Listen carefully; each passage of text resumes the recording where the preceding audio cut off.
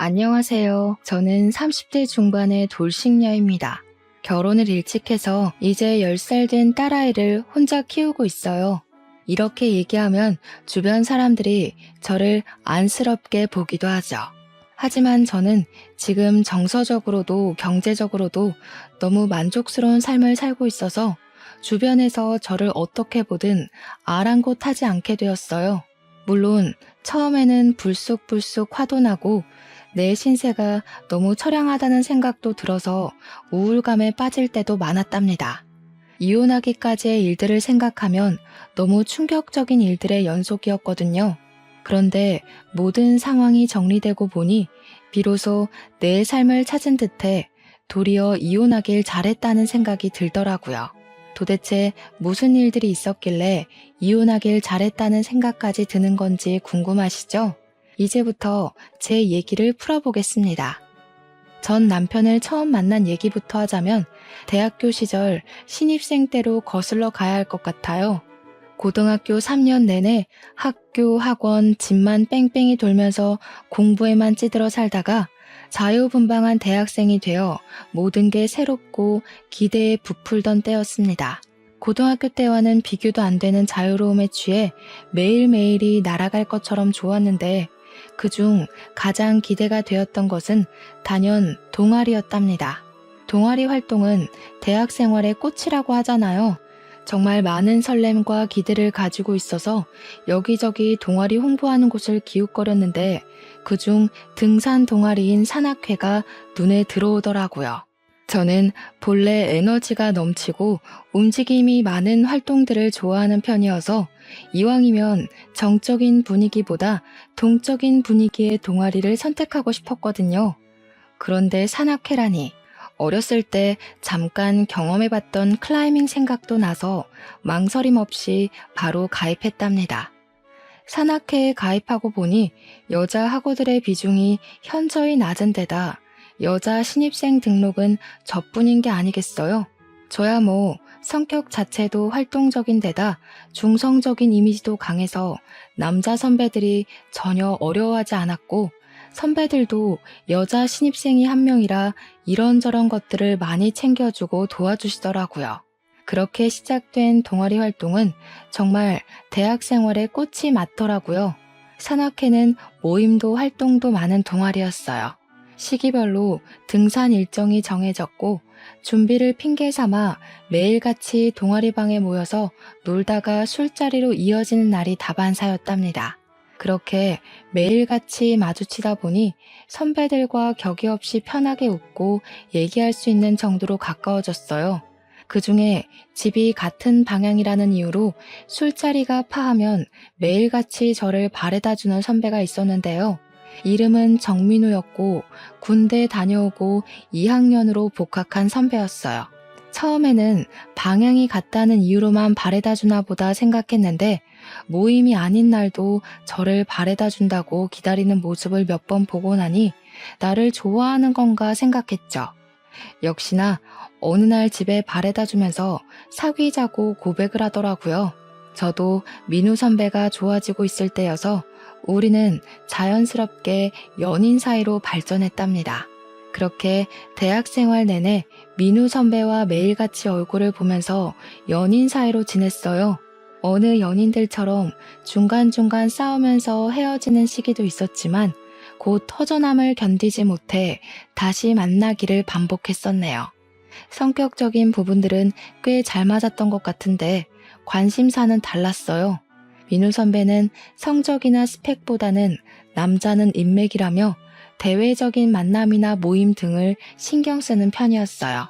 반면에 저는 일하는 여성을 동경하며 커리어 우먼으로서의 꿈을 갖고 있었어요. 그래서 학교 생활 내내 학업 성적과 스펙 쌓기를 중요하게 생각했었답니다. 어느덧 3년이 지나고 선배가 먼저 졸업하면서 바로 취업을 했어요. 작은 회사라고 싫어하는 사람도 있었지만 일이 힘들지 않아서 잘 다니더라고요. 다음 해에는 저도 졸업하면서 바로 취업을 했는데 성적도 좋았고 그동안 쌓아온 스펙이 있어서 누구나 알만한 이름 있는 중견기업에 무난히 취직할 수 있었답니다. 회사 최종 면접 합격 문자를 받고 너무 기뻐서 선배에게 가장 먼저 연락했는데 선배는 떨떠름한 표정으로 너는 취업도 유난스럽게 한다 그러는 거예요. 그러면서 적당한 데 들어가지 그런 이름 있는 기업은 사람을 갖고 논다나 어쨌다나 하면서 말도 안 되는 얘기로 투덜거리는데 선배가 회사에서 안 좋은 일이 있었나 보다 하고 가볍게 생각했었네요. 회사 생활은 너무너무 바빴어요. 그래도 좀 적응이 되고 업무가 익숙해지면서 입사 1년 차가 되었을 때는 회사 생활에 재미가 붙더라고요. 물론 민우 선배와도 만남을 유지하고 있었습니다. 학교 다닐 때만큼은 아니지만 오랜 기간 만나면서 서로에게 너무 익숙해져 있었던 탓에 헤어질 생각도 못하고 그냥 편하게 만났던 것 같아요. 그런데 어느 날부터인가 이상하다 싶을 정도로 피곤하고 졸음이 쏟아지더니 속이 안 좋아서 식사를 거르게 되는 날이 점점 잦아졌어요. 그리고 본래 월경 주기가 일정하지 않아서 혹시나 했는데 임신 테스트기를 해보니 역시나 임신이었답니다. 이대로 아이를 낳게 되면 출산 휴관이 육아 휴관이 써야 할 테고 그러면 몇 년씩 경력이 단절될 생각을 하니 눈앞이 깜깜해지더라고요. 잠시 망설임도 있었지만 바로 민우 선배를 만나서 임신 사실을 알리고 낳고 싶지 않다고 말했습니다. 그런데 선배는 임신이라는 말을 듣자마자 당장 결혼하자고 하더라고요. 너 너무 이기적이라 생각 안 해? 같이 가진 아기를 겨우 네 커리어 때문에 낳지 않겠다는 게 이기적이지 않아? 겨우 회사라니? 내가 회사 일을 얼마나 좋아하는지 알면서 회사 적응한 지도 얼마 안 됐단 말이야. 이대로 결혼해서 아이까지 낳으면 지금까지 내가 일한 건 다 소용이 없게 되잖아. 그리고 돈은? 선배 혼자 번 돈으로 새 식구 생활비가 될 것 같아? 넌 날 뭐로 보는 거야? 내가 어떻게든 돈 많이 벌어오면 되잖아. 넌 애기 낳고 키우다가 천천히 다시 일하면 되지. 그때가 제 나이 25살이었어요. 25살에 결혼해서 잘 다니던 회사 그만두고 아이 엄마가 된다고 생각하니 정말 싫었지만 선배가 이렇게까지 얘기하니까 마음이 많이 흔들리더라고요. 오래 만난 사이라 애정이 식었을 법도 한데 이렇게 결혼하자고 하는 걸 보니 여전히 나를 많이 사랑하는가 보다는 생각이 들어서 저도 결국 결혼을 결심하게 되었습니다. 시댁과는 선배와 연애할 때부터 자주 들락날락하면서 편하게 지냈던 터라 신혼집은 시댁과 5분 거리로 시부모님이 구해주셨어요. 시모는 그저 아들 하시는 보통의 아들 엄마이셨고 시부는 선배를 좀 못마땅해 하셨어요. 선배가 회사 그만두고 사업하고 싶다는 말을 입에 달고 살았는데 정말 사업한다고 할까봐 걱정이라고 하시면서요. 그도 그럴 것이 자유롭게 환경에서 운동을 했던 사람이라 회사의 조직적인 분위기를 싫어했고 사업하고 싶다는 말을 입버릇처럼 했어요. 하지만 성격이 유야무야 다 퍼주는 성격이라 사업과는 거리가 있어 보였거든요. 남편은 집에서는 가정적인 모습이었지만 결혼 전과 다름없이 무슨 모임이다 누가 불렀다 하면서 술에 취해 밤늦게 들어오는 일이 허다했습니다. 워낙 사람들과 모임을 좋아하는 사람인 걸 알기 때문에 이해하려고 애썼지만 제가 몸이 안 좋다고 해도 술에 취해 늦게 들어올 때는 정말 화가 났어요. 그래도 아이 낳으면 달라지겠거니 하고 믿고 두었는데 어느 날은 집에 들어오자마자 회사를 그만두고 헬스장을 인수받아서 자기가 운영해 볼 거라는 폭탄 선언을 던지더라고요. 한참 윗기수인 산악회 선배가 본인이 하던 헬스장을 헐값에 넘길 테니 네가 인수해서 운영해 보는 건 어떻냐고 했다는 거예요. 아무리 헐값이라도 당장 모아둔 돈이 없으니 대출을 받아야 하는데 매달 대출금은 어떻게 갚고 이제 곧 아이가 태어나면 나도 회사를 쉬어야 하는데 생활비는 또 어떻게 하겠다는 건지 생각해 봤냐며 말렸어요. 그 선배도 장사가 잘 안 되니까 헐값에 인수하려고 던지는 거지. 그 사람도 장사가 잘 되면 헐값에 던지겠냐? 당신은 이제 한 가정의 가장이야. 제발 생각 좀 하고 살아. 어쩌려고 그래? 매달 회사 월급만큼 꾸준히 벌어다 줄 수 있냐고. 뭐라는 거야. 네가 생각하는 그런 거 아니고 내 생각해서 특별히 나한테 던지는 거야. 회원수도 꽤 있고 수완도 괜찮다고 했어. 그리고 망해서 파는 게 아니라 그 선배 와이프랑 해외에서 살기로 했단다. 장사 잘 돼서 돈 모아가는 거거든. 내가 생활비는 못해도 100만 원씩은 줄게. 서방님 앞길 막지 말고 바가지 좀 작작 끌거라. 남자가 사업하는데 옆엔 내가 웬 큰 소리야? 정말 어이가 없었습니다. 곧 애도 낳는데 새 식구 생활비로 100만 원이라니. 이 사람이 과연 생각이 있는 건가 의심스러울 정도였습니다. 사야 할 아기용품이 산더미고 돈 나갈 구멍도 앞으로 더 있을 텐데 남편은 지금이 아니면 자기한테 이런 기회는 다시 없을 거라고 꿈까지 들먹이더라고요. 나 원래 헬스장 사장님 되는 게 원래 꿈이었어. 너는 돈 때문에 네 남편 꿈을 꺾고 싶니? 돈은 있다가도 없고 없다가도 있는 건데 그렇게 돈 해야겠어? 이 옆엔 내가 돈에 정신이 나갔구먼. 뭐? 돈에 정신이 나가? 당신이야말로 이제 곧 아기가 태어나는데 꿈 타령이나 하고 싶어? 나는 뭐 꿈이 없어서 이러고 있니? 나도 회사에서 인정받고 승승장구하면서 팀 리더 되는 게 꿈이었다고. 당신이 아기 낳자며 돈 걱정하지 말래서 결혼한 거잖아.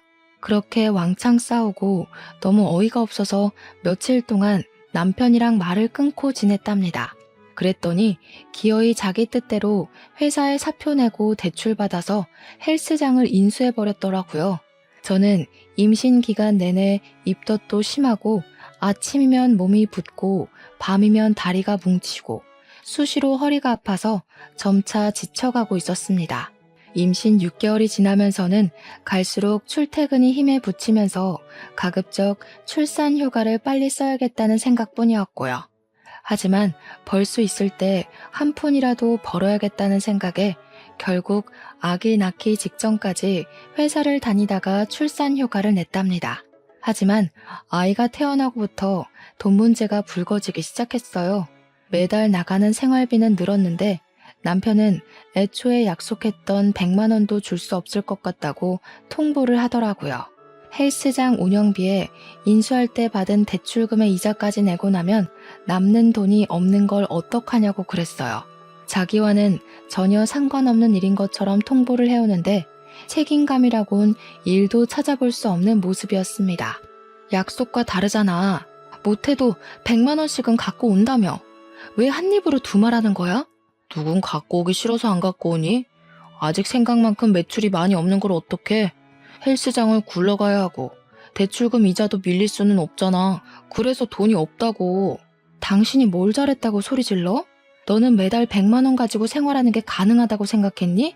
그런데 그마저도 안 갖다 주면 기저귀랑 분유는 어떡하라고. 애를 굶기라는 거야? 무슨 그렇게 무책임한 태도가 다 있어.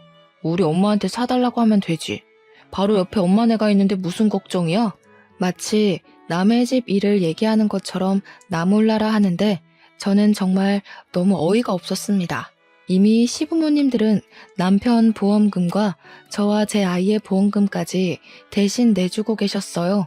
보험금뿐만 아니라 아기 낳고 몸보신 해야 한다며 비싸게 한약도 지어주시고 돈을 아껴야 된다는 생각에 산후조리를 집에서 하려는 걸 아시곤 출산 비용과 조리원 비용도 모두 내주셨어요. 사실 시부, 시모 두 분 다 공무원이셔서 저희보다는 경제적으로 넉넉하시긴 했어요. 하지만 본인들과 우리 세 식구 보험료와 퇴직하면 실버타운 들어간다고 따로 모으는 노후 자금도 있어서 매달 꽤 많은 지출이 있을 거라는 건 바보가 아닌 이상 모를 수가 없었어요. 그런데 아이 기저귀와 분유값까지 도움을 받아야 한다니 덜컥 아이를 가져서 결혼해놓곤 매번 시부모님 도움을 받는 것에 자존심도 상하고 불편한 마음이 들더라고요. 하지만 다른 방도가 없어서 결국 시댁에 이런저런 사정을 얘기하게 되었습니다. 시부모님은 본인들이 아들을 잘못 키워서 착한 며느리가 고생한다고 미안해하시면서 본인들이 생활비 100만 원을 대신 주겠다고 하시더라고요. 남편은 생활비로 겨우 50만 원을 가져올까 말까인데 시부모님이 100만 원씩 주신다고 하니까 남편한테는 실망스러운 마음뿐이었습니다. 이런 남편을 믿고 애까지 낳았다니 앞날이 캄캄한 게 너무 우울하기만 했답니다. 그나마 다행이었던 것은 그동안 남편이 각종 모임을 빠지지 않고 다닌 덕에 인맥이 꽤 넓다는 거였어요. 그 인맥 덕분에 지인들 소개로 등록하러 오는 회원들도 늘어나고 지인들이 전단지를 만들어 와서 인근 아파트 단지에 돌리면서 홍보도 해주더라고요. 처음 6개월 동안은 정말 손가락만 빨다가 그렇게 지인들이 적극적으로 나서준 덕에 한 1년쯤 지나고부터는 제법 수월하게 운영이 되는 것 같았어요. 그러면서 매출은 늘어났지만 생활비에 여유가 생기지는 않았어요. 트레이너 월급과 대출금과 이자, 운영비로 나가는 돈은 줄기는커녕 더 늘어났거든요. 여전히 생활비로 가지고 오는 돈은 회사 다닐 때 벌던 월급의 반도 안 되는 금액이었어요. 가끔 150만 원씩 가지고 올 때도 있긴 했지만 아기 돌잔치까지 치르고 나니 결국 남는 돈이 없더라고요. 다행히 제 육아휴직이 끝나서 아이는 어린이집 1세반으로 등록하고 드디어 저는 회사에 복직하게 되었습니다. 그렇게 달마다 제가 버는 월급 300만 원이 들어오면서부터 비로소 경제적으로 여유가 생기기 시작하더라고요. 시부모님께도 100만 원씩 주시던 거 그만 주셔도 된다고 말씀드릴 수 있었고 남편과 돈 문제로 다투는 것도 예전에 비해 많이 줄어들게 되었어요. 그런데 제가 회사에 복직하고 나서부터 정말 생각지도 못한 새로운 다툼거리가 생겼습니다. 애 키우는 동안은 화장도 잘 안 하고 집에서 입기 편한 옷만 입다 보니 외모에 신경 쓸 틈이 없었는데 회사에 복직하고부터는 결혼하기 전처럼 화장도 하고 복장도 갖춰 입으면서 외모를 가꾸게 되었어요. 그렇다 해도 품위 유지 정도였지 과하게 꾸미거나 했던 것은 아니었는데 남편이 슬슬 꼬투리를 잡기 시작하더라고요. 택배 보니까 또 네 옷이더라? 무슨 옷을 자꾸 사냐? 받쳐 입을 흰 셔츠가 마땅한 게 없어서 비싼 거 산 것도 아닌데 뭘 그래. 그냥 아무 티나 입고 다니면 되지. 꼭 흰 셔츠가 있어야 돼? 왜? 회사에 누구 잘 보일 사람이라도 있나 보지? 애엄마면 애엄마답게 입고 다니라고. 바람난 여자처럼 하지 말고. 이렇게 말도 안 되는 억지를 부리는 남편이 어이없었지만 애 키울 때 핀잔 듣는 것과는 다르게 기분이 막 나쁘진 않아서 그냥 그러려니 넘어갔어요. 그런데 문제가 그런 다툼 몇 번으로 끝나지 않더라고요. 제가 다니는 회사는 회식이 잦은 편이었습니다. 그룹별, 팀별, 동아리별, 동기별, 직급별 등 회식 공지가 자주 올라왔어요. 모든 회식에 꼭 참석해야 하는 것은 아니었지만 저는 가급적이면 직급 높은 상사들이 참석하는 회식이나 친한 동기들끼리 갖는 회식은 꼭 참석하려고 했어요. 진급에 대한 희망을 갖고 있었기 때문에 직급이 높은 상사들한테 일 잘하고 적극적인 직원으로 인정받고 싶었거든요. 제가 회사를 다닌다고 했을 때부터 아이는 시부모님들이 봐주시기로 했기 때문에 그 부분도 걱정이 없었고요. 문제는 남편이었습니다. 제가 회식이 있다고 하면 헬스장에서 일을 하고 있다가도 30분 단위로 전화를 하면서 아직도 술 마시냐고 타박이었습니다. 오늘 또 회식이야? 너 회식 때문에 회사 가냐? 무슨 여자가 허구한 날 회식이라고 술만 마시고 다녀? 무슨 소리야. 돈 벌러 회사 다니는 사람한테 그 월급으로 우리 생활비 쓰는 거 몰라서 그래? 남편은 헬스장 하는데 넌 그 잘난 회사 다니면서 돈 번다고 지금 생색내는 거야? 번지르르한 남자들이랑 같이 일하니까 남편이 우스운가 봐? 거기 남자들 대기업 다닌다고 겉으론 점잖은 척 똑똑한 척이지 속은 다 쓰레기고 늑대야. 여자들 옆에 앉혀놓고 술 마시려고 회식 그런 거나 하는 거라고. 그런 자리에 꼭 끼고 싶냐? 당장 들어와. 다른 사람들이 다 당신 같은 줄 아나 보지? 당신이 헬스장에 운동하러 오는 여자들 보면서 늑대 같은 생각만 하니까 다른 사람도 다 그렇게 본다고 믿는 거잖아 지금. 에이씨, 지금 말 다 했어? 그냥 네가 회식을 안 가면 되잖아. 자꾸 그런 식으로 회식을 술 마시고 늦게 오는 자리로만 몰아가고 화를 내니까 나중에는 저도 오기가 생기더라고요. 본인은 결혼 전과 똑같이 모든 모임 다 참석하고 술 마시고 늦게 오는 날이 수두룩하면서 저는 끼케야 회사 회식이나 대학교 선후배 모임 정도만 나갔었거든요. 더욱이 술 취해서 들어온 적도 없었고요. 특히 대학교 선후배 모임은 남편과 같이 참석할 때도 있었는데 한 번은 집에 와서 갑자기 막 화를 내더라고요. 너 아주 실실 웃더라. 다른 남자들이랑 술 마시니까 그렇게 좋디? 너 여기저기 해프게 웃는 게 꼭 술집 여자 같았어. 뭐? 지금 그게 와이프한테 할 소리야? 오랜만에 만나 반가워서 기분 좋게 얘기한 걸 가지고 그렇게 말하는 게 이상한 거 아니야? 당신 진짜 사고 회로에 문제 있는 것 같아. 당신 말대로 거기 선배 후배들이 나를 술집 여자로 봤다는 거니? 당연하지. 회사 다니면서 돈 번다고 유세나 떨고 집에 있는 남편은 개무시하고 다른 남자들이랑 술 마시면 그저 좋아서 해프게 웃는데 그럼 그게 술집 여자지 뭐냐? 남편은 이미 혀가 꼬인 상태였어요. 그렇게 막 화를 내면서 술주정을 하더니 그대로 고꾸라져 버리더라고요. 그 다음날 어제 나한테 그렇게 얘기한 거 기억나냐고 물어봤더니 자기가 설마 그렇게 얘기했겠냐며 기억이 안 난다고 우기는 거예요. 그때 속으로 생각했답니다. 다음부터는 이런 일이 생기면 녹음을 해야겠다고요. 그리고 더 큰 일은 이후에 있었습니다. 그날은 부장급들이 다 참석하는 데다 곧 조직도 개편이 있을 예정이라 회사 분위기도 살필 겸 해서 참석한 회식이었어요. 회식을 시작한 지 대략 1시간도 안 되었는데 남편 전화가 오더라고요. 안 받으면 받을 때까지 전화를 하고 전화를 받으면 왜 늦게 받냐고 화를 낼 걸 알고 있었기에 급히 화장실로 가서 전화를 받았어요. 남편은 급한 목소리로 애가 아파서 병원 가는 길이니까 집에 아무도 없어도 놀라지 말라고 하더니 제 대답을 듣기도 전에 그냥 끊어버리더라고요.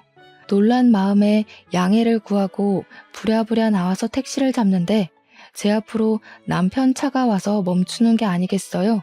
게다가 남편은 싱글벙글 웃고 있더라고요. 어서 타. 우리 드라이브 하자. 오늘 헬스장은 후배가 봐준 데서 오랜만에 당신이랑 놀려고 시간 뺐어. 애는?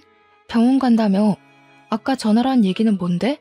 그리고 당신 내가 여기서 회식하는 건 어떻게 알았던 거야? 그거야. 당신이 회식 핑계대고 바람이라도 났을지 누가 알아. 그래서 당신 회사 앞에 있다가 한번 따라와 봤지. 유미는 우리 엄마가 봐주고 있어서 잘 놀고 있을걸. 애가 아프다고 해야 당신이 바로 뛰쳐나올 것 같아서 그냥 한 말이니까 유미 걱정 안 해도 돼. 뭐? 바람? 당신 의처증이야?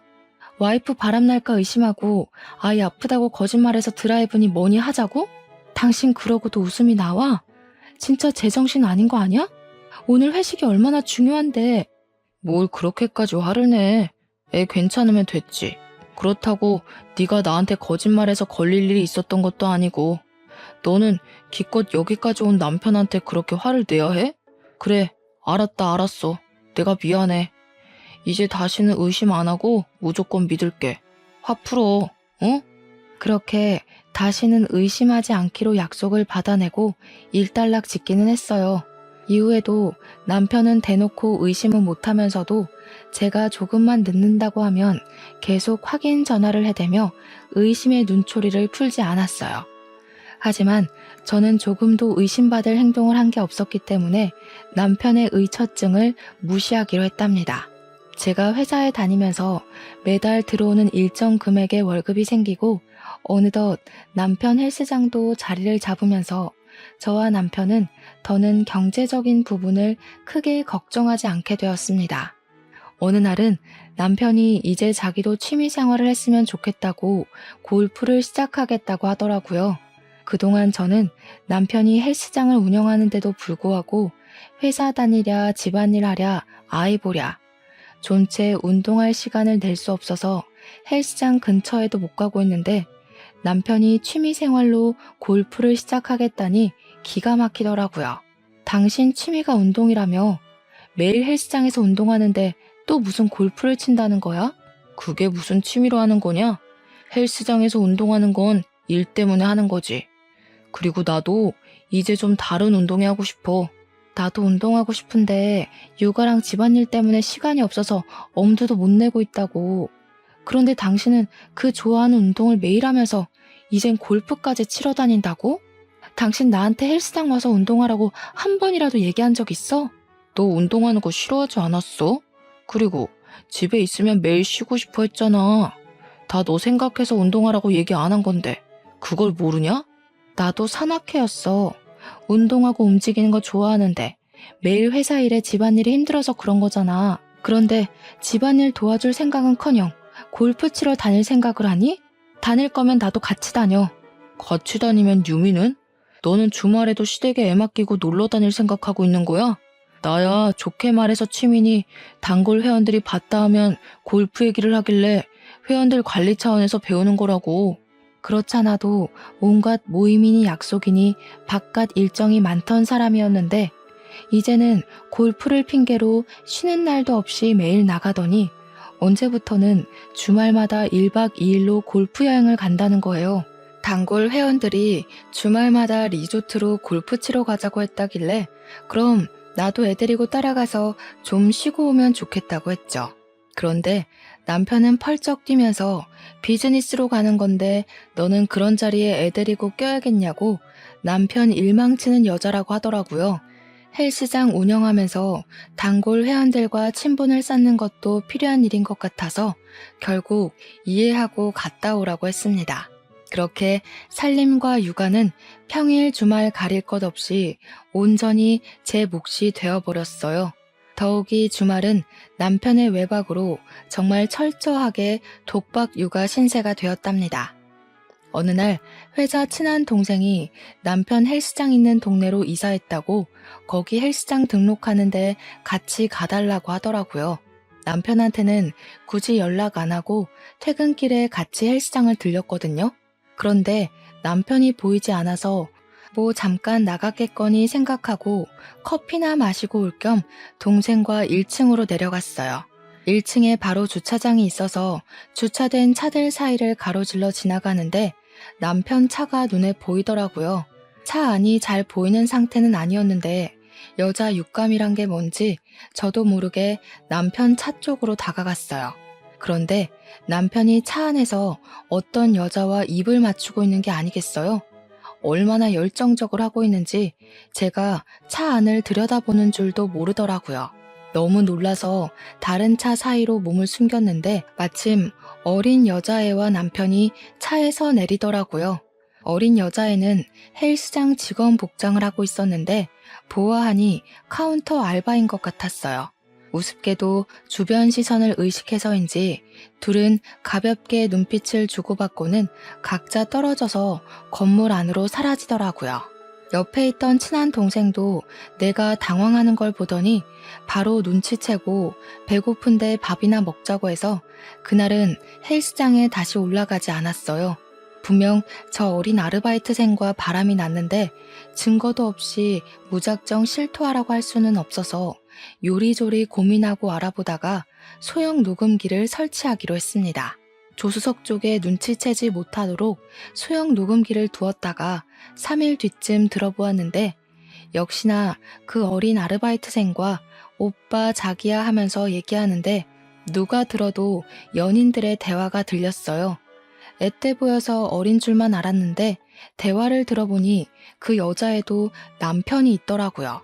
유부남 유부녀끼리 그것도 나이 차이가 10살은 넘게 나면서 오빠 자기야 하는 걸 들으니 피가 거꾸로 솟는다는 게 이런 거구나 싶더라고요. 남편과 상간녀는 이번 주말에는 어디 펜션 예약했는데 거기 뷰가 어땠고 음식은 어땠고 하면서 떠드는데 말을 종합해보니 그동안 단골 회원들과 골프 여행을 갔던 게 아니라 이 어린 알바년과 밀월 여행을 갔던 거였어요. 저는 그것도 모르고 집안일에 육아까지 혼자 다 하고 주말 돼서 독박 육아했던 걸 생각하니 배신감에 눈물이 쏟아지더라고요. 단판을 지을 생각으로 헬스장 근처로 가서 남편을 불러내고 바람 피우는 거 알고 있다고 얘기를 했습니다. 처음에는 펄쩍 뛰면서 나보고는 의처증이라고 뭐라 하더니 너는 의부증이냐고 오리발을 내밀더라고요. 주말마다 딴짓하니깐 좋냐? 나 당신 거짓말하는 거 다 알고 온 거야. 오리발 적당히 내밀지? 갑자기 딴짓이라니. 단골 회원들이랑 골프 치러 가는 거 허락해놓고서는 갑자기 사람을 거짓말쟁이로 모는 건 뭐냐? 안 그래도 지금 바빠 죽겠는데 시답지 않은 얘기하려고 불러내기나 하고. 나 헬스장 들어가 봐야 돼. 내 말 아직 안 끝났어. 들어가긴 어딜 들어가? 왜? 그 알바년이 지금 이 순간에도 보고 싶든? 아이고, 참 유별난 사랑이다. 너 바람난 거 다 알고 있다고 말하러 온 거야. 그렇게 어린애랑 바람나서 주말마다 외박이나 하고. 정말 나한테 너무한 거 아니야? 야, 너 의부증이냐? 내가 걔랑 무슨 바람을 피운다고 그래. 헬스장 말아먹을 일 있어? 내가 직원이랑 바람나게. 너나 말 조심해. 실토할 기미 없이 자꾸 오리발을 내밀길래 녹음기를 틀어서 그간 둘이 했던 대화를 들려줬어요. 오빠, 저번 주말에 갔던 곳 침대가 너무 편했는데 이번에도 그런 곳으로 잘 고른 거 맞죠? 나 침대 불편하면 못 자니까 펜션 리뷰랑 이런 것도 잘 체크해야 돼. 알죠? 역시 오빠밖에 없어. 너 침대 불편하면 못 자는 거 알고 내가 항상 스위트룸 뺨치는 곳으로 예약하잖아. 이번에도 마음에 들 거야. 너랑 마실 와인도 완전 고급진 걸로 준비했으니까 기대하라고. 가만 듣고 있던 남편 얼굴이 사색이 되더니 갑자기 녹음기를 집어서 냅다 던지더라고요. 그러면서 도리어 적반하장식으로 저한테 막 화를 내는 거예요. 너 이게 뭐야? 남편 뒤낚이려고 이런 거 몰래 넣어둔 거지? 이 정신 나간 년. 야, 네가 지금 구린 게 있으니까 오히려 날 의심했나 봐. 이제 보니 너 아주 무서운 여자였구나. 둘이 같이 있는 걸 이미 봤는데 증거도 없이 실토하라고 할 수는 없잖아. 당신이야말로 자기가 이러고 다녀서 그동안 나 의심했던 건가 봐? 뭐라고? 그게 그거랑 같아? 남자가 여자 의심할 수도 있고 어쩌다 한번 바람필 수도 있고 그런 거지. 어쩌다 한 번인지 지금까지 여자 갈아치워가면서 바람 피웠는지 내가 어떻게 아니? 어디서 적반하장이야? 여보, 나 걔랑 바람 피우는 그런 관계 아니야. 걔가 어린 나이에 너무 일찍 결혼하고 남편은 뭔 공부를 한다나 그래서 걔가 그렇게 알바 뛰면서 뒷바라지 한다길래 기특해 보였어. 그렇게 고생하는 게 안 돼 보이고 하니까 한두 번 밥 사주고 그랬던 거지. 진짜로 걔랑 그렇게 그런 사이 아니야. 나 걔가 오빠 오빠 하면서 엉겨붙잖아. 자기 나 못 믿어? 그 말을 나보고 믿으라고? 그래서 그게 그렇게 좋았냐? 당신 헬스장 잘 되는 일이라면 내가 다 이해하고 참고 넘어갔는데 당신은 고마운 줄도 모르고 그따위 짓이나 하고 다닌 거야? 은혜도 모르는 등신 같은 놈. 이렇게까지 배은망덕할 줄 몰랐다. 뭐? 왜 내가 너한테 고마워해야 되는데? 그렇게 이해를 잘했으면 이 일도 헬스장 잘 되는 일이라 이해하고 넘어가주면 되겠네. 돈 번다고 생색내기만 했으면서 뭘 이해하고 뭘 참았다는 건지. 그렇게 억울하면 너도 다른 사람 만나서 즐기든가. 너도 나 몰래 딴짓하고 다녔을 거 아냐? 나는 네가 회사 간다고 하면서 치장할 때부터 알아봤어. 지금 나보고 맞바람이라도 피라는 거야? 난 그동안 회사 다니고 매달 또박또박 월급 받고 유미 잘 키울 생각만 하고 살았다고. 남편이 바람난 줄도 모르고 바보 등신같이 혼자 일하고 살림하고 유미 케어도 내가 혼자 다 하면서 속 터져. 너는 뭐든지 생색내야 직성이 풀리지. 그래 너 잘났다 잘났어. 증거 잡아서 아주 신이 나셨네. 이런 적반하장이 어디 있을까 싶었지만 딸아이 생각해서라도 생각할 시간을 좀 가져야 할 것 같아서 일단 알바년과 헤어지라고 했습니다. 그랬더니 하는 말이 더 가관이더라고요. 어차피 알게 된 거 이번 주말에 여행만 갔다 오고 헤어질게. 펜션 예약한 거 취소 못한다고. 얼마나 비싸게 예약한 펜션인데. 내가 다른 여자랑 가려고 잡은 펜션인데 당신이 갈 것도 아니잖아. 어쨌든 헤어지기만 하면 되는 거 아니냐고. 한 번은 좀 이해해주라. 나도 당신 딴 남자 만나 즐기는 거 한 번은 이해해줄게. 너도 만날 수 있으면 한번 만나보든가. 그래? 나라고 못 즐길 것 같아? 알겠어. 나도 다른 사람 만나서 앞으로 즐기면서 살 거니까 신경 쓰지 마. 말은 그렇게 했지만 누굴 만나서 즐기고 싶다는 마음은 전혀 들지 않았어요. 더욱 기가 막혔던 것은 화나서 그냥 한 말인 줄 알았는데 주말에 정말 그 알바년이랑 여행을 갔다는 거예요. 더는 참을 수가 없었습니다. 그래서 그 다음날 상간녀가 퇴근하는 시간에 맞춰 헬스장 앞에 숨어 있다가 상간녀를 따라가 집을 알아두었어요. 그리고 다음날에 다시 상간녀 집 앞으로 갔어요. 잠시 앞에 있었던 그 집에서 어느 남자가 책이 많이 든 것처럼 무거워 보이는 가방을 메고 나오더라고요. 머리는 자연스레 헝클어져 있고 무릎이 튀어나온 운동복을 입은 채 터벅터벅 걷는 모양새가 영락없는 고시생 같아 보였습니다. 집 앞에서 바로 아는 체를 할 수가 없어서 좀 따라가다가 버스 정류장에서 말을 붙여보았어요. 당신 아내가 일하는 헬스장 사장 아내 되는 사람인데 내 남편과 당신 아내가 바람 피운다고. 직설적으로 얘기했더니 처음에는 저를 정신 나간 여자 보듯이 보는 것 같았어요. 안녕하세요. 저는 이지은이라고 합니다. 당신 아내가 일하고 있는 헬스장의 사장 와이프 되는 사람입니다. 아, 제 아내가 어디 카운터 알바 일을 한다고는 했는데 헬스장인지는 잘 모르겠네요. 그런데 저한테 무슨 볼일이시죠? 단도직입적으로 말씀드릴게요. 제 남편과 당신 아내가 바람이 났어요. 녹음 파일부터 들어보시는 건 어떠세요? 상간녀의 남편은 당황하는 기색을 보이더니 카페로 자리를 옮겨 이야기하자고 했습니다. 그리고 자리에 앉자마자 녹음본을 들려줬어요. 상간녀의 남편의 얼굴빛이 점점 안 좋아지더라고요. 제 아내 목소리가 맞네요. 이 여자 전에도 바람 피운 걸 저한테 걸려서 제가 눈 딱 감고 용서해 준 적이 있었어요. 어쩐지 며칠간 친구 집에서 자고 온다 했더니 전부 거짓말이었나 보군요. 아무튼 그래서 당신은 어떡하실 생각이죠? 저는 이미 남편한테 너무 실망을 해서 이혼 생각 중이에요. 그런데 생각하면 할수록 너무 억울하고 화가 나서요. 그런데 당신도 당신 아내한테 실망이 이만저만이 아니실 것 같은데 굉장히 평안해 보이세요. 사실 이런 일이 또 일어날까 싶어서 예전부터 생각해 두었던 계획이 있었습니다. 맞바람을 피는 거죠. 제 아내도 저와 똑같은 기분을 느끼게 하고 싶었거든요. 우리 둘이 만나는 모습을 보이면 둘이 불같이 화내지 않을까요? 너무 좋은 생각이에요. 저도 제 남편에게 똑같은 기분을 느껴보라고 하고 싶었거든요. 혹시라도 나중에 이혼할 때 역으로 당할 수도 있겠다는 생각에 상간녀 남편과 차분히 계획을 세우고 CCTV로 증명이 되는 호텔을 찾아 미리 예약하고 그날 밤에 다시 만났습니다. 그리고 침대에서 둘이 다정이 있는 듯한 사진을 찍어서 각자 배우자한테 보냈더니 사진을 보내고 몇 분 안 돼서 남편한테 전화가 오더라고요. 너 이게 뭐야? 정신 나갔어? 야, 너 지금 어떤 새끼랑 있는 거야? 네가 아주 술집 여자처럼 되고 싶어서 발악을 하는구나. 네가 나도 다른 사람 만나서 즐기고 살라며. 당신이 바람 피우는 건 괜찮고 내가 그러면 술집 여자냐? 여자랑 남자가 같아? 같냐고. 그것도 애 엄마가 남편 보란 듯이 다른 남자랑 그렇게 뒹굴 생각을 해? 남편이 불그락 푸르락 화를 내는 걸 보니 그렇게 통쾌할 수가 없더라고요. 상간녀 남편도 옆에서 상간녀와 통화를 하는데 굉장히 매몰차고 냉소적으로 나도 바람 피울 수 있지만 당신 존중하고 사랑해서 안았던 건데 지금 기분이 어떠냐고 묻더라고요.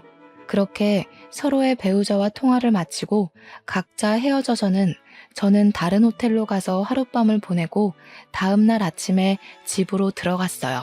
그런데 남편이 저를 보자마자 더러운 여자라고 소리치면서 냅다 뺨을 갈기더라고요. 그래서 저도 보란듯이 남편 뺨을 한 대 갈겼는데 그때부터 남편은 미치광이가 되어서 저를 사정없이 패기 시작하는 거예요. 평소 운동이 취미인 근육질 남자가 인정사정없이 주먹질을 날리는데 도저히 피할 도리 없이 속수무책으로 맞기만 했어요. 그러다 남편이 숨이 찼는지 잠깐 헐떡거리면서 멈추길래 없는 정신을 부여잡고 정신 나간 여자처럼 도망쳐 나왔습니다. 근처에 갈 곳이라곤 시댁뿐이라 시댁으로 도망쳤는데 시부시모가 제 모습을 보시더니 아연실색하셨어요.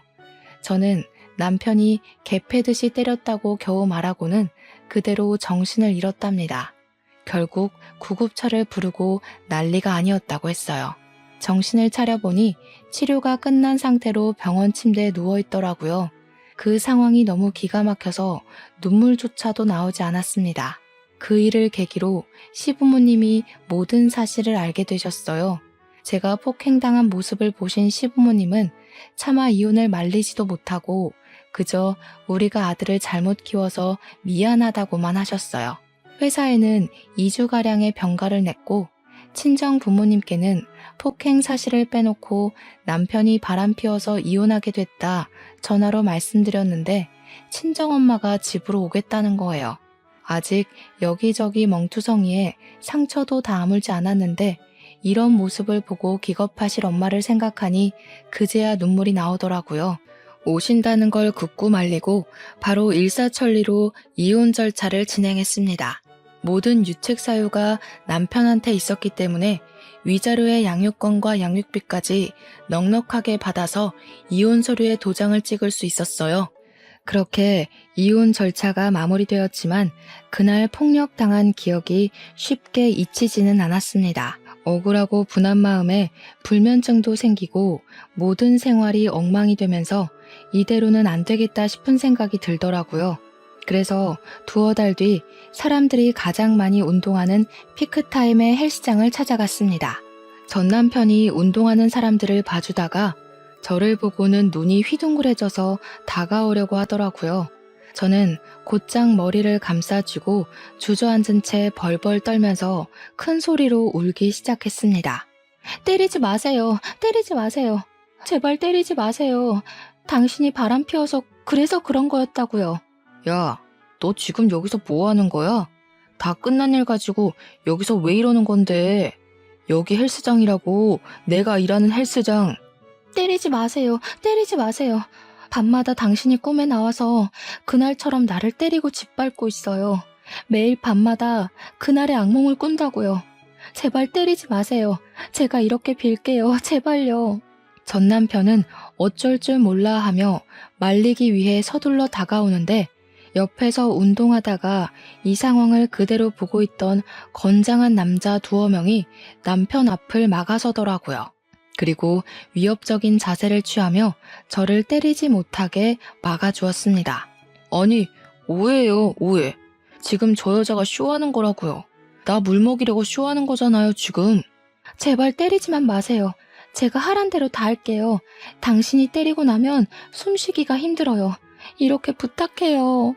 다른 운동하던 사람들도 웬 여자가 갑자기 때리지 말라면서 큰 소리로 울고 불고 애원하니까 무슨 일인가 싶어 관심을 보이다가 상황 파악이 되면서부터는 전 남편을 향해 욕을 하더라고요. 그렇게 헬스장 회원들에게 전 남편은 아내에게 폭력을 행사한 파렴치한이 되어버렸어요. 거기다 전에 헬스장 운영했던 선배가 학교 동문회에도 전 남편 얘기를 한 모양이더라고요. 아는 선배와 후배들한테서 괜찮냐고 묻는 안부 연락이 몇 차례 와서 알게 되었네요. 헬스장은 바람 피운 폭력 남편이 사장이라는 소문이 퍼지면서 있던 회원들도 다 떨어져 나가고 결국 빚만 떠안고 문을 닫았다고 들었어요. 학교 선후배 사이에서도 남편은 상종 못할 인간으로 낙인이 찍혀서 그 많던 인맥이 다 끊어져 버렸다고 해요. 이혼 소송이 마무리되고 헬스장을 찾아가 그렇게 한바탕 울고 났더니 억울하고 분한 마음이 조금은 풀리더라고요. 그러다 문득 상간녀 남편도 이혼하고 잘 정리되었는지 궁금해져서 오랜만에 상간녀 남편을 만났어요.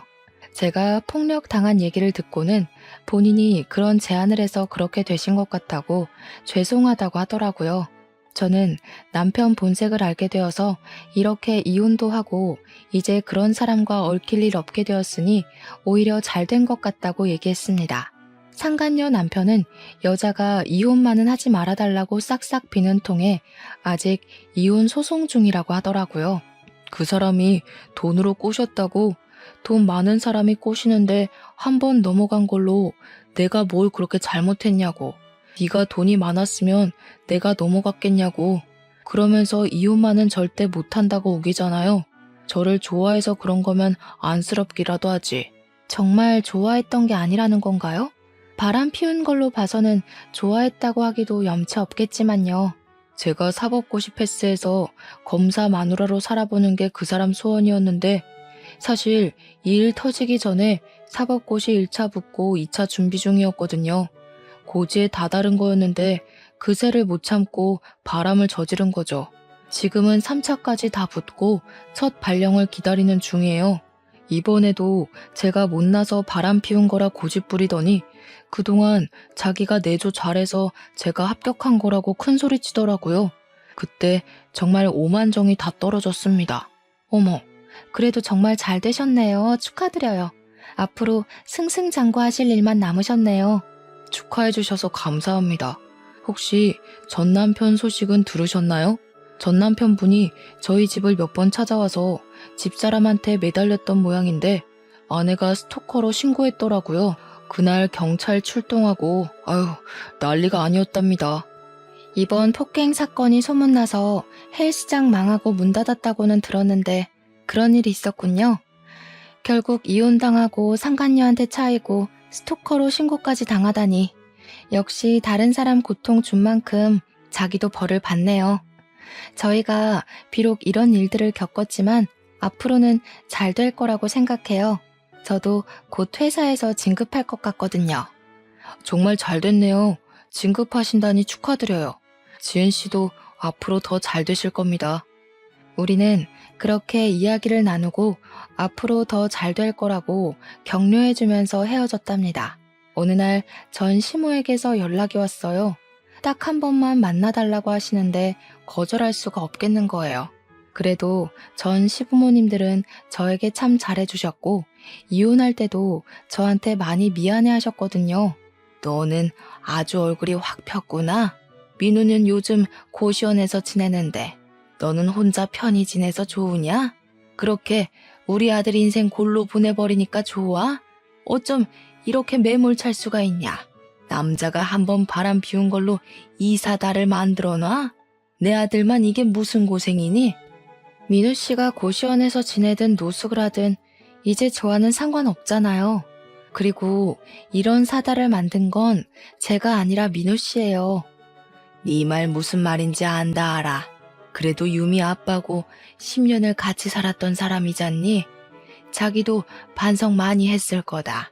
내가 단단히 일러두기도 했고 민우 걔가 내 말을 얼마나 잘 듣는데 이제 다시는 지나가는 여자도 쳐다보지 않겠다더라.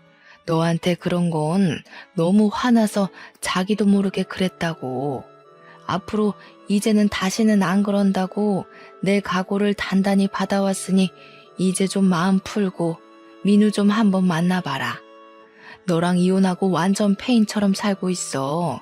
아가. 네? 제가 민우 씨를 왜 만나야 하죠? 설마 민우 씨랑 다시 합치라는 얘기신가요? 제가 어떻게 맞았는지 다 보셨잖아요. 그래놓고 뻔뻔하게 찾아와서 다시 만나라고요? 그리고 제가 왜 아가예요? 저 이혼했어요. 그거야 이제 지나간 일이잖니. 네가 민우와 다시 합친다고 하면 네 시아버지도 마음 풀고 다시 받아줄 거다. 그동안 같이 산 세월이 있는데 그만한 일로 애 이만큼 힘들었으면 됐지. 그리고 네가 싫다고 유미 아빠 없이 키울 거니? 애 엄마가 돼서 자식 생각도 해야지. 유미 생각해서라도 합치는 게 맞는다고 본다 난. 얼른 민우랑 재혼해라. 어머님, 그만한 일이라뇨? 그리고 그런 아빠는 차라리 없는 게 나아요. 다시는 저 찾아올 생각하지도 마세요. 민우 씨나 당신이나 정말 상종을 못할 인간들이었어. 그리고 이제 저한테 당신은 그냥 아줌마예요. 그렇게 자리를 박차고 나오는데 이런 사람인 줄을 모르고 10년을 정주고 살았다는 게 억울하면서도 이제 정말 끝이라는 생각에 홀가분하더라고요. 그 이후로 이 이혼하길 정말 잘했다는 생각을 늘 하면서 지낸답니다. 지금은 작은 아파트 하나 얻어서 딸아이와 둘이 오붓하게 살고 있어요. 다니는 회사가 복지 혜택이 좋은 곳인데다 능력을 인정받아 승진도 하고 연봉도 오르면서 경제적으로도 여유가 생기다 보니 혼자 아이를 키우는데도 힘든 상황들은 거의 없답니다. 딸아이도 10살이 넘어서부터는 제법 의젓하게 저를 이해하고 도와주려고 해서 마음의 안정을 찾는데도 큰 의지가 되어 주었고요. 요즘은 회사 일을 마치고 집에 들어가서 딸아이와 도란도란 시간을 보내다 보면 이런 게 행복이구나 싶고 비로소 제 자신을 찾은 듯해서 매일매일이 만족스럽답니다. 아무튼 파란만장했던 저의 이혼 스토리 들어주셔서 감사합니다. 행복한 하루 되세요.